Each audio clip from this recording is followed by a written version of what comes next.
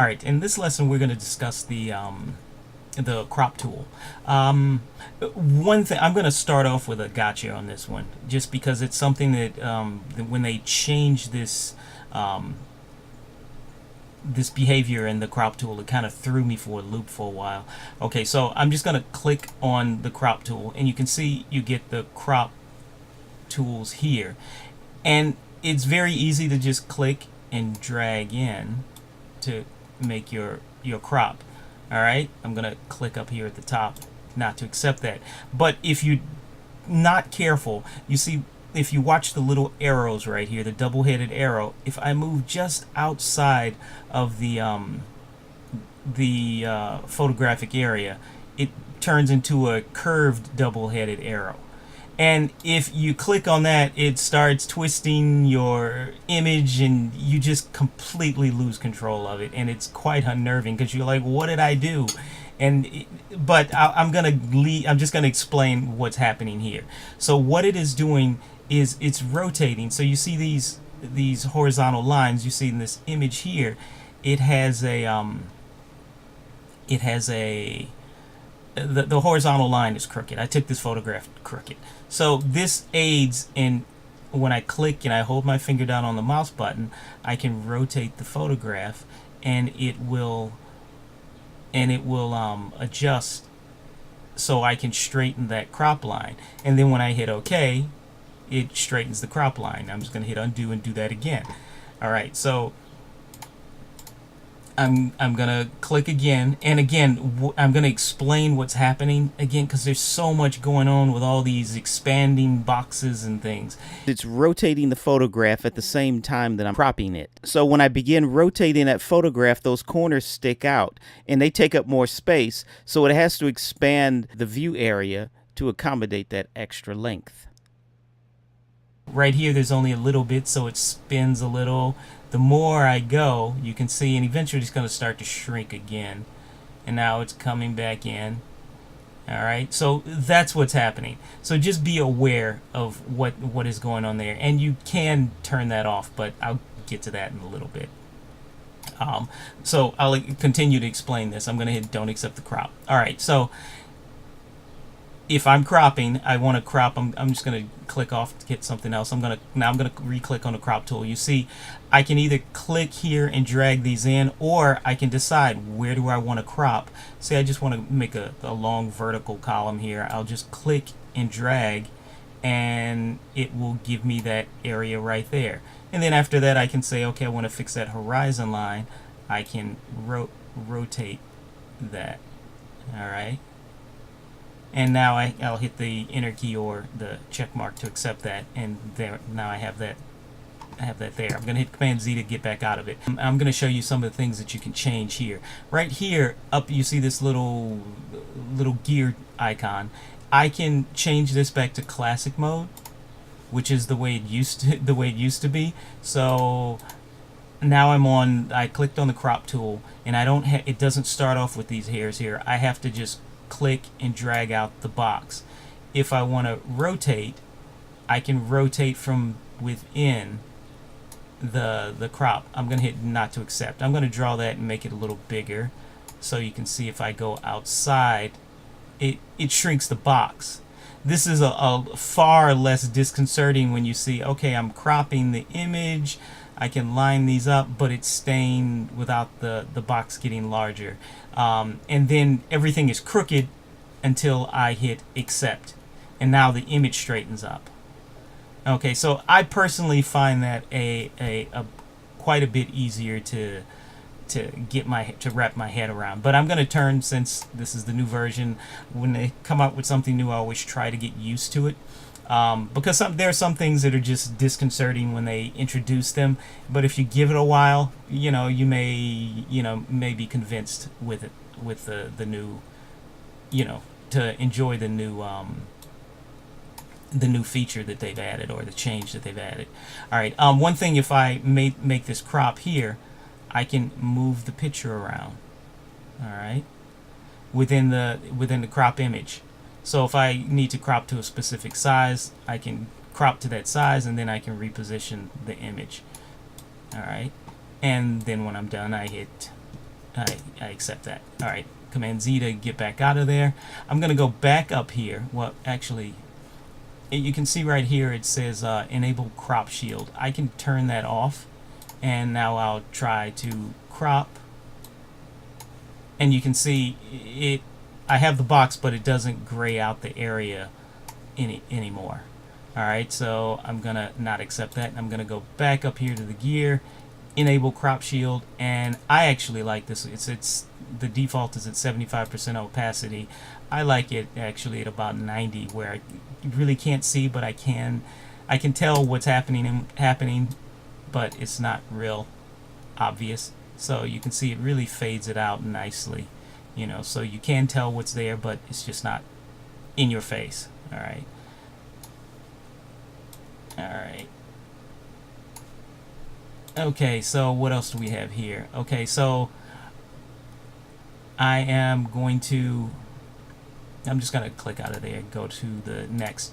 Right here, when you're cropping, they have these, and this is called the rule of thirds, and basically what you're supposed to do with the rule of thirds is, there's this grid here, and try to line up, for composition reasons, you're supposed to try to put the most interesting element right on the, you know, one of these crop marks. Again, this is, please, this is a bad example of what I'm using.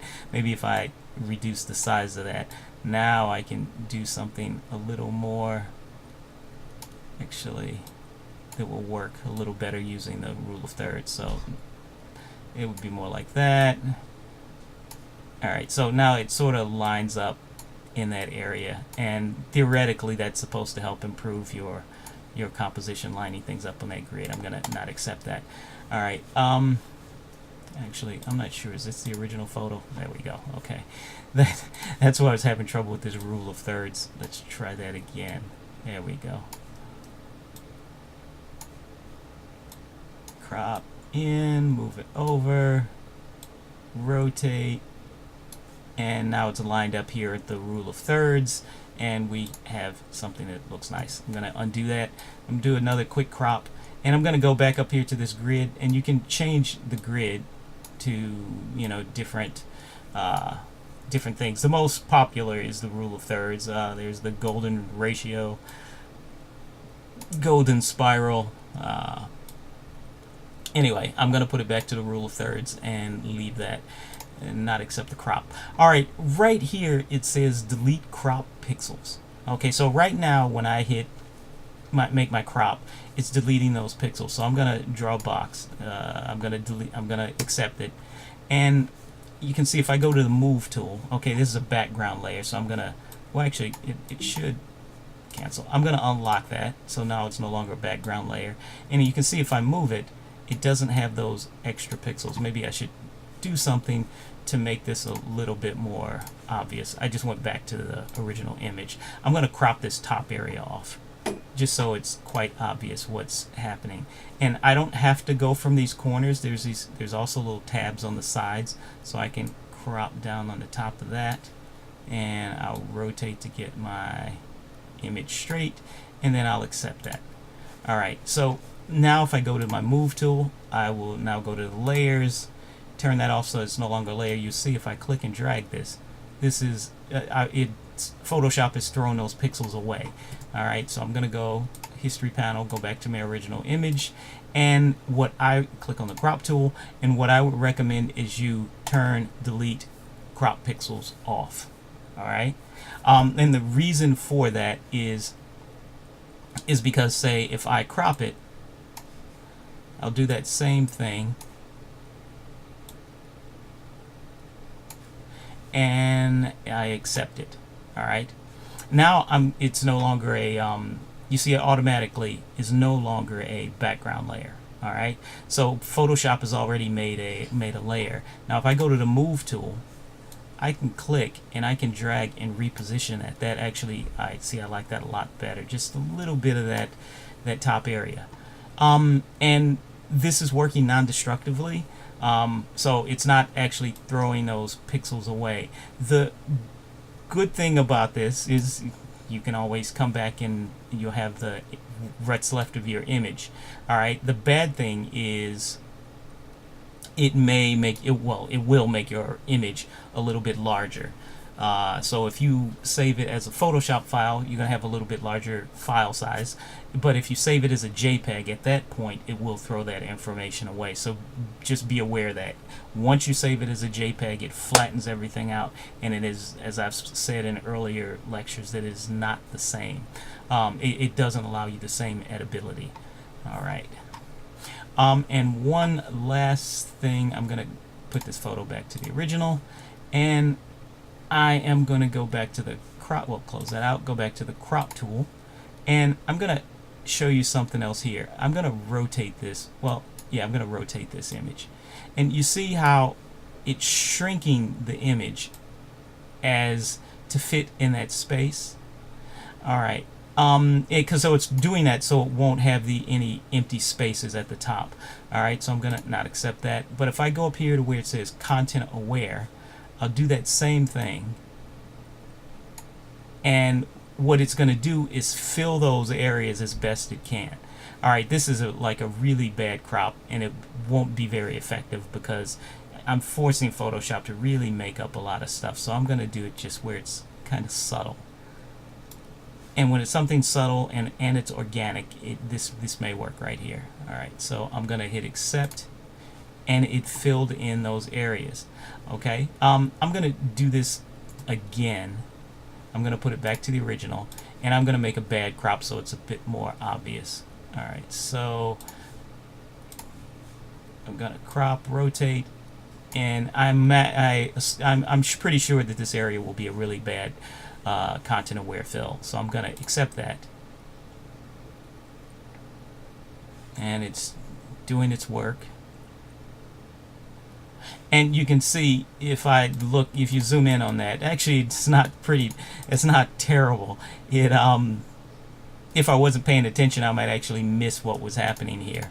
But you can see it picked up part of this area here. There's a funky line going here. Photoshop isn't smart enough to reconstruct something like that. But down here, where it's reconstructing these plants in this very organic image, it did a really good job of doing that. So keep that in mind when you do the content aware crop. I hope you enjoyed that tutorial. It's actually part of a beginner Photoshop course that I just completed on udemy.com. It's actually my first course, online course, and I'm trying to get things kickstarted. And in order to get things kickstarted, I need those initial students. Right now, I have one student, and with one student, Udemy is not going to promote my video. So I need your help. I need you to come on and use this free coupon code, free crop, and sign up for my course. And if you enjoy the course, please leave a review and let other people know that it's a good course. And I'm going to include this URL, which is right here, down below in the information about the video. Again, it's a 10-hour course, beginner course on Photoshop. So the code is good for the first 20 to enroll. I hope you'll take advantage of it, and I'll see you inside the course.